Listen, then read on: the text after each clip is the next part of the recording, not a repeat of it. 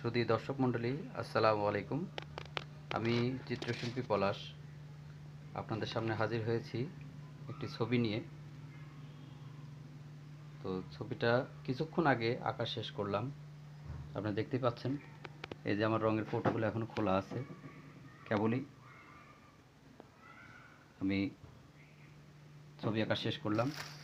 এখানে আমার আছে নীল রং, এখানে সবুজ রং, এই যে হলুদ রং, এটা হচ্ছে হলুদ, এটা সাদা, এটা কালো, এই যে দেখতে পাচ্ছেন এটা কালো, আর এটা লাল। মোটামুটি 6টা কালার লাগে একটি ছবি তৈরি করতে গেলে।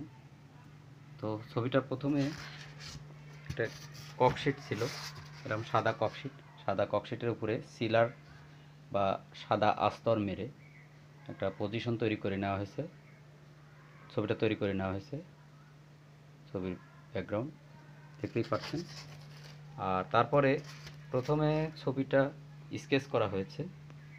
এই যে এটা মোম রঙের পেন্সিল দেখতেছেন, কালার পেন্সিল কালো, এটা দিয়ে আমি ছবিটাকে প্রথমে স্কেচ করে নিয়েছি।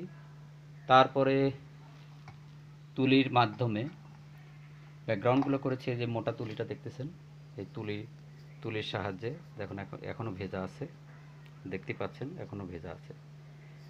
আর ফিনিশিংয়ে কাজ করলাম, ফিনিশিং দেওয়ার জন্য কাজ করেছি এই যে দেখতেই পাচ্ছেন এই তুলিটা দিয়ে।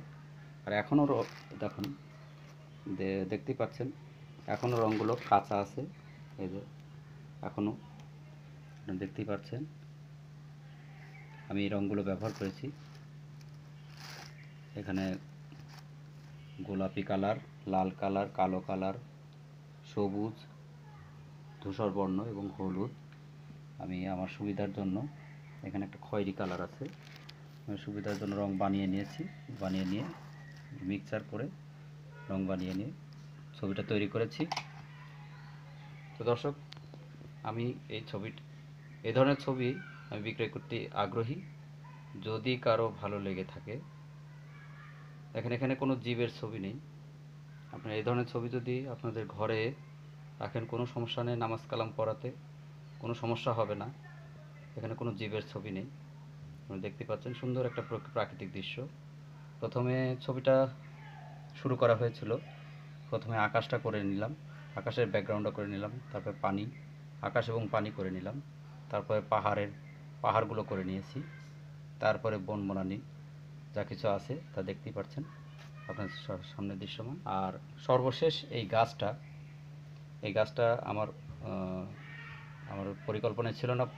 পরে যখন ছবি আঁকানোর সময় আমি এই গাছটাকে দিয়েছি। গাছটা দেওয়াতে ছবিটা আলাদা একটা মাত্রা যোগ হয়েছে, সৌন্দর্যের এক মূর্ত প্রতীক। দেখতেই পাচ্ছেন, যে ছবিটি দেখবে তারই ভালো লাগবে। আর আমার ছবিটি ভালো লাগলে লাইক দিবেন, শেয়ার করবেন, কমেন্টস করবেন। আর ছবিটা নিতে আগ্রহী থাকলে অবশ্যই ইনবক্সে গিয়ে মেসেজ করবেন। আর আমার চ্যানেলে পাশে থাকা বেল বাটনের আইকনে ক্লিক করে সাবস্ক্রাইব করে পাশে থাকার জন্য আপনাদের অনুরোধ করা যাচ্ছে। আজ এ পর্যন্তই। আমি চিত্রশিল্পী পলাশ আপনাদের কাছ থেকে আবার বিদায় নিচ্ছি। আবার হাজির হব আরও একটি সুন্দর প্রাকৃতিক দৃশ্য নিয়ে। সেই পর্যন্ত ভালো থাকবেন, সুস্থ থাকবেন। আল্লাহ হাফেজ।